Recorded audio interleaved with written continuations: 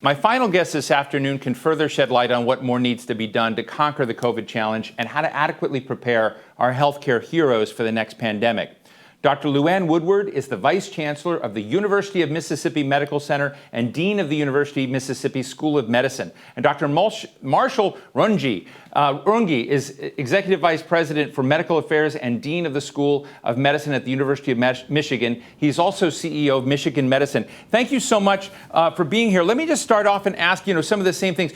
I would love to just hear for a moment, Dr. Runge, what do you think that your schools have learned, your training centers, your health medical centers have learned from the COVID crisis that you didn't know before? What have been the new practices and lessons that have come out of this experience?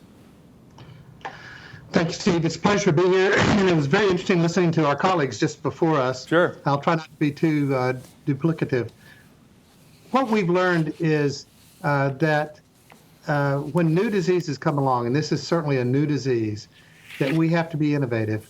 And we have to be able to address these diseases that we know very little about. And indeed, when and if we have a resurgence of COVID-19, I think it's going to be a very different situation because now we understand a lot more about this disease. Interesting contrast between COVID-19 and HIV. I was at Hopkins during the initial phases of the HIV crisis. Sure. One thing that's very different is the speed of and the breadth of rapid transmission. And we're seeing that on college campuses now, where it's an amazing transmission of this illness. And that was something that was unclear initially. Also unclear was, how do you predict the people who come to the hospital or don't come to the hospital, those that are going to do well, those that are not going to do well? The experience across the globe has been at about day 10. There is a group of people who are doing pretty well and all of a sudden do terribly. Academic medical centers and others have made great progress in that early identification, and I think we'll make more progress, and that will save lives. A number of innovations have come out. I can tell you about a few that I found most interesting. These are mainly for patients that are critically ill, and understanding the role of these inflammatory molecules called cytokines and their role in this disease, and their role in the acute disease, the acute lung disease, but also their long-term role that may be important, for example, in heart disease. I'm a cardiologist, so of course I'm interested in that. We've learned that that some therapies have promise, and Dr. Clemons and Dr. Calhoun talked about this, but we really don't have adequate clinical trials. I'll reflect on a different area, which is oncology. Today, there are a lot of new precision oncology drugs. What is true about the most successful is they show great promise early on. And my take of the current group of therapies is they've shown some potential. And I think still out there and being tested are therapeutics that may have a much bigger impact on early treatment and late treatment of COVID-19. And those are being studied at many different locales. And as Dr. Clemons referred to, this is an excellent interaction between academics and hospitals and pharma and big pharma. Finally, there are so many issues to talk about, and I don't want to talk too long about it. But there's the whole issue of testing. What is the right role of testing? How much testing should we be doing on asymptomatic individuals? How do we get to that testing capacity? The point I want to get to is we haven't had that testing capacity, and various institutions have now put in place very sophisticated saliva-based testing that is much faster, much less expensive, and much more available than currently available tests. And those all came from academic institutions. So they came from the Broad Institute, from Yale. We heard a lot about Yale's test last week. Arizona State. We have a test that we hope will be soon available. All of these allow us to ask the question, with broader surveillance testing, will that help us with the disease? That, like so many things about COVID-19, is unknown. So I think we've come a long way since the early days in February in the United States, but we have a long way to go. There are therapeutics coming. I'm enthusiastic about vaccines, but I would concur with everything that both Dr. Clemons and Dr. Calhoun said about vaccines. Well, I really appreciate your insights, and I also love hearing about these innovations that are coming from the centers, because here in Washington we see more of a picking winners and losers between who's going to come up. And sometimes I say, there may be a bank shot out there, on a saliva test or something like this. So I'm really, really happy you mentioned that. Dr. Woodward, I'm also interested in your observations, but I'd also like to hear, when you kind of do research and you look at these things, it involves kind of a conversation with the community, right? And it requires interaction with the community. You have to have them come in. They're coming in because they're fearful that they're sick. But in a way, you have to get them from this point of fear to a point of trust. I know it's very meta, but I think it's part of the health equation of what you're doing. And I'm interested in your insights into how these health research centers, how centers like your own, have this interaction with the community that goes from fear to trust. Is that a fair way to put it? That's a great way to put it. So for us here at our academic medical center, we are the only academic medical center in Mississippi. And there are some other states like us that have one academic medical center in the entire state. Most of the states are rural and have a lot of baseline healthcare challenges. So we have found ourselves in the position of playing a lot of roles throughout this pandemic. We have been involved in innovation, in our own in-house test development, like many others. We're participating in a lot of clinical trials. So we're doing all of those things. We're educating health professionals.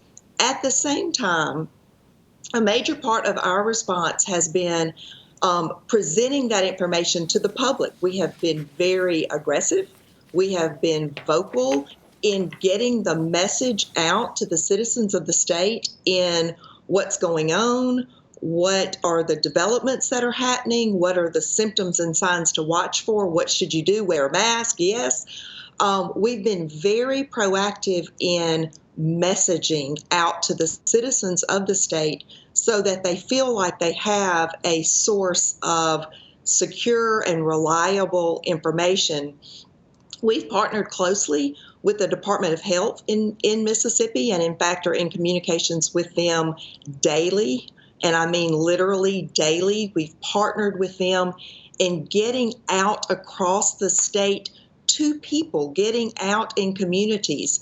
To date, we've tested in over 200 different sites across the state, but getting out there in the state, in the communities with people and offering tests locally so they don't have to travel to a larger city to get tested. That has been very important and something that we have really embraced as part of our role as a source of truth, a source of information, and then to the degree that we possibly can, extending our resources from the academic medical center across the state, whether it is, like I mentioned, in testing teams, using telehealth, a whole number of other ways. But there are all kinds of things on social media that are reports about treatments or prevention or different things that we all know in the scientific community and in the medical community to not be true, but sometimes they sound pretty good. I drink coffee every day. I like coffee. I have not been infected with the virus, therefore maybe coffee prevents infection with the virus. We have tried, as I said, to really be a source of reliable information for the community. And for us, the community is the state of Mississippi. Well, I'm fascinated by this. I had a discussion with a remarkable woman the other day, happens to be vice president of an organization here in D.C. called BIO, the Biotechnology Innovation Organization, Phyllis Arthur. And we were talking about the impact on the way that COVID has hit different communities and communities of color, elderly, various communities. And so part of that is not only are they not necessarily in the thoroughfares of protection or whatever, but she said there's a dearth of trusted voices, a dearth of trusted ambassadors that have gone out there.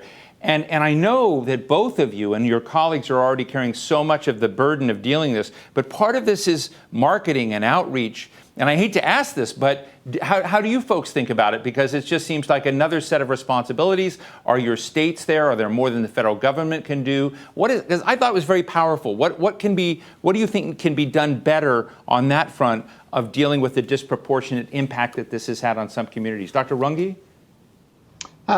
Great point, Steve. And I agree heartily with all the points that Dr. Woodward made about academic medical centers can be and should be the trusted voice. In Michigan, the state government reached out to the University of Michigan a number of times. And in fact, we were helpful in terms of epidemiology, predictions of caseloads, particularly in looking at the disproportionate impact of this disease on underserved populations.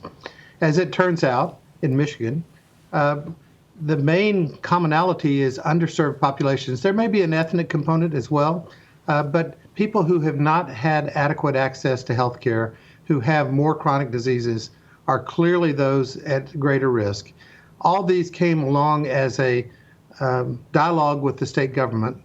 I think people intrinsically are looking for a source of truth, and I think academic medical centers need to play that role, and it's a role that we're familiar with. We've been in this role for decades, and I think that's an important part of what we do. Right. Finally, I would just come back to a point about trust and community trust. Initially here, and I think everywhere, when they experienced that first big wave of COVID infections, the healthcare workers, the frontline workers, have gotten very, very concerned about their potential for infection. And so one thing that turned out to be pretty interesting was a CDC study that we participated in, and many centers did across the United States.